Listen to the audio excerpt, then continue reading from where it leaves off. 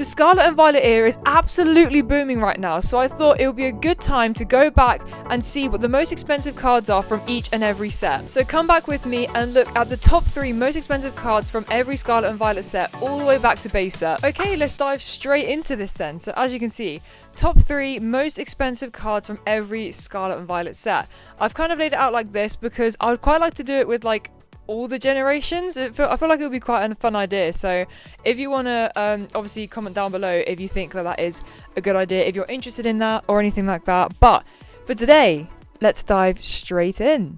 Okay, so of course we are starting with Scarlet and Violet base set. Now some of these might surprise you, some of them might not. I mean, obviously there are going to be some that are like, well, not, but I mean, hopefully you'll be surprised by some. Otherwise, why are you here? If you know what the answer is, go away! No, I'm joking.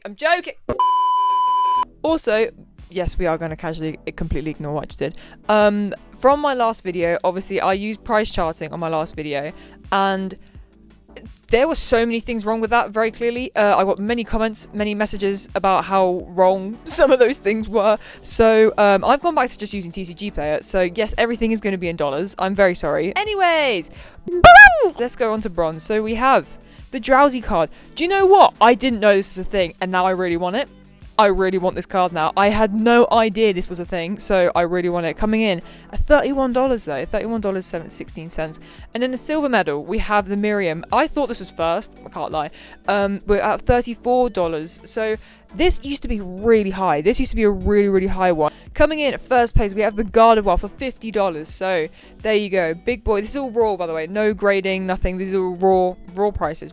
So moving on to Paldea Evolve, we have third place. We have the Raichu illustration rare. Again, didn't know this was a thing, but really, really nice card for $51. So we're ramping it up here. We are ramping it up already. Third place being more expensive then first place of just base Scarlet and Violet. Yeah, oh my gosh. Okay. Anyways, and then we have the Iono special illustration rare. Really nice card here for $60. So yeah, and I think hopefully everyone will know what the number 1 is here, and it's the Magikarp. This has gone up and down in price a lot since this has been released actually, and now it's at a very, very comfortable $215. That is a it's getting up there. I remember for a while it was like around the 100, maybe even dipping a bit below the 100, and I'm like really annoyed because I really like this card and I really wish I got it when it was cheaper, but oh well, never mind. We're moving on to Obsidian Flames. Now this one obviously is the we're gonna know what the top one is here, hopefully. So we have the Ninetales. It's a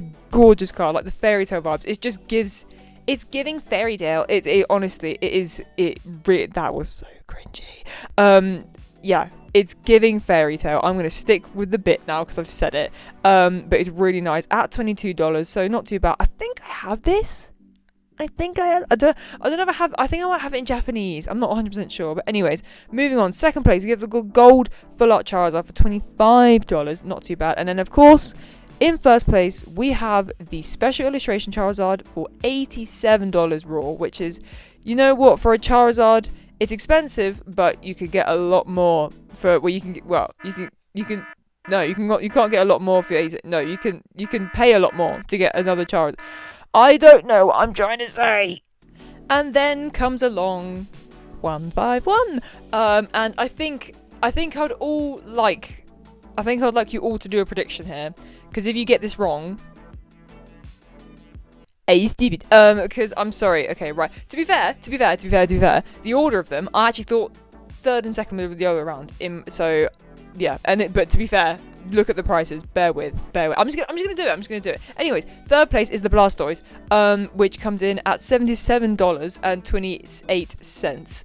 But I thought it was the other way around, because look at it's literally, it's not even a pound in it. It's literally, oh sorry, $1. There's not even a dollar difference. It's literally in the cents. So it's literally the same price. I don't think anyone can blame me for that. And then of course, the big boy. No one's surprised. Absolutely no one's surprised. At $239. So that is creeping up like so much recently. Honestly, it was 100 for the longest time, and now it's just suddenly been like nah, we're gonna go up. I mean, to be honest, it was very predictable. In my opinion. Anyways, Paradox Rift. Here we have the Altaria. Oh, I have this card. Oh, it's such a gorgeous card at $38.58. I think I bought this for like £30, something like that. I can't remember now. I think it was about £30. Obviously, bearing in mind that the dollar to pound, like the conversion is obviously going to be, that's probably makes it about the same, like roughly the same sort of thing, being like 30-ish. Yeah, and then we have the Roaring Moon EX, which is a really gorgeous card, $62. Really gorgeous card. It's got the Scream Tears in it as well. Really, really nice card. And then the top one is actually, it's not an SIR, it is just a Groudon illustration rare for $83 though, so that's literally the same price as that big boy Charizard, and it's just an illustration rare, but it's a really cool card in my opinion, really, really nice card, so I'm not really surprised. And then we have Paldean Fates, which I'm sure everyone can probably guess the top one again, but in third place we have the Gardevoir EX. Gorgeous card, nearly picked this up many, many, many times. $82 though, really, really expensive. That's starting literally in third place at $82. And then we have the Charizard SIR, which is going for $193. This is an expensive set. It's a really, really, really nice set, to be honest with you. I love Paldean Fates. I think it's definitely one of my tops, my top picks for the Scarlet and Violet set. And of course, number one is the Bubble Mew for £292 raw right now. That is unbelievable. It's just creeping up more and more each and every day. So gorgeous card though, absolutely. I love those sort of cartoony ones, so I think that it's not really much of a surprise that I really like that one, and it's not really much of a surprise that it's creeping up because I feel like it was due to creep up at some point. And then we have Temporal Forces, which I thought, right, okay, I thought this was a massive, like, I don't know, it's unpopular is probably a good word to use. I don't really know. It's just kind of like, I thought that it was like the number one set that like no one talked about. So, obviously base set is a bit like, meh. But like, yeah, but the prices on some of these are actually like, see, third place is $61, so it's actually, I feel like the bigger hitters are quite big. It's just that the rest of it is just not really spoken about at all. But yeah, so Walking Wake coming in at $61, and then we have the Iron Crown, which was the top for a very long time. Again, same at $61, and then we have the Raging Bolt going for $97. So that's more expensive than a Charizard SIR. And then we have my baby. So yes, of course, now we have Twilight Masquerade, which, in case you don't know, I do have a master of, my first master set. And it's my favourite set from this era because I mastered it. Anyways, so some of these have actually changed quite a lot. Since I was master setting it, it's actually changed quite a lot because it used to be. Actually, I'll reveal it first. And then I'll tell you. So in third place is the Perrin SIR, which is the same one that goes with the Growlithe IR actually, and it's a gorgeous card at $66.66. That is. And then we have the Eevee coming in second place, which I pulled on my first ever pack. I went to go and buy one. I think I've told this story 1,000 times, so if you've been subscribed to me the whole time, then sorry, you're hearing it again. But I went to Southampton with my mum on release day, and we were like, let's buy a pack, one singular pack. Walked in, bought one singular pack, sat down at Costa, opened it up, and I pulled that bad boy in my first ever pack, and I was like, I think I have the video somewhere. If I do, I'll add it in. If I don't know where it is because a bunch of videos accidentally got deleted off my phone a while ago. So yeah, that might be gone, but I'm not sure. And that's now gone up to $96. For ages, it was cruising at like 50 for ages. And I was like, it's going to go up. Surely it's going to go up because it's like, it's Eevee. It's a gorgeous card as well. But of course, by no surprise, we have the Greninja, but it's more expensive than I remember. It's going for £330 raw. That's more than the Bubble Mew's going raw right now. That's unbelievable. It's what? It's honestly, that is so unbelievable, but it is a gorgeous card. But what I was going to say is that when I was master setting it, whilst I was still doing it, number one was obviously the Greninja, number two was the Carmine, which has just disappeared, and then number three was the Blood Moon Ursaluna. So they've just disappeared. I don't know where I can't remember where they were on the rankings now, but these are the top ones. So there you go. We have an up-to-date version. And then we have Shrouded Fable. This one is definitely like a disappearing. Anyways, coming at third, Cassiopeia. This one was most expensive when it first released. Definitely 100% because everyone was like, oh my god, there's Sylvia in the background. But yeah, so this is number three coming in at $43. So not the, yeah. And then we have the Pheasantipity. I actually pulled this on my channel when I opened up the Kingdra box. Yeah, coming in at $51. So that's actually, I think it's because it's really playable. I'm pretty sure that's what, because I went to go and trade this card in at Collector's Card House actually, and when I was trading it, I knew it was an expensive one, that's why I was trading it in, but I didn't realise it was because it's playable, but then someone told me that. I think Dean might have told me that. And then we have, this is a out of, like, pocket one. We have a random earthen vessel, $61. This must be, like, extremely playable or something, because, like, realistically, collectors aren't going to go for that. So I'm, like, very much assuming, please tell me in the comments if you know, because I'm assuming that this is just like very playable, because otherwise why on earth would that be so expensive? Like, yes, it's a nice looking card, but realistically collectors don't go for like items, so I'm assuming it's very playable. Anyways, in my opinion, very forgettable set. And then we have Stellar Crown. We do have Stellar Crown afterwards. Okay, coming in at third place we have the Bulbasaur, which is a really gorgeous card at $51, so nice sort of predictable price, I would say, there. And then this is actually cheaper in English, to be honest with you. Like, these go for about like 30 to 40 pounds in English, so it's actually a bit cheaper. I don't know if the conversion rate is the same as that, but I think it's cheaper, I don't know. And then in second place we have the Squirtle, 57. I don't know, I prefer Squirtle anyway, so I would vouch for it being more expensive, but I feel like they're pretty even for popularity wise. And then obviously in top place we have the Terrapagos going for $85. When this first came out, it was like 150 off the bat, and then I knew it was going to drop because it was like, but it is a gorgeous card. It is such a gorgeous card. Like, there's so much detail to it. It's such a nice card. And then we have Surging Sparks, which I think we all know where this is going to go. So, coming in at third place, we have the Melodic at £151 and 25p raw. Cents raw. That's in third place. Oh my gosh, that is unbelievable. That is way more than most first places that are on this list. So that is insane. And then we have the Latias EX. Gorgeous card. I do really like this card. It's a gorgeous card at £251. It's literally £100 more. Wow. And then of course we have Mr. Pikachu. I made a prediction on my story when this was being released that this was going to be a massive card, and it was like cruising along for a couple of days and then went boom. And so now raw $476.18.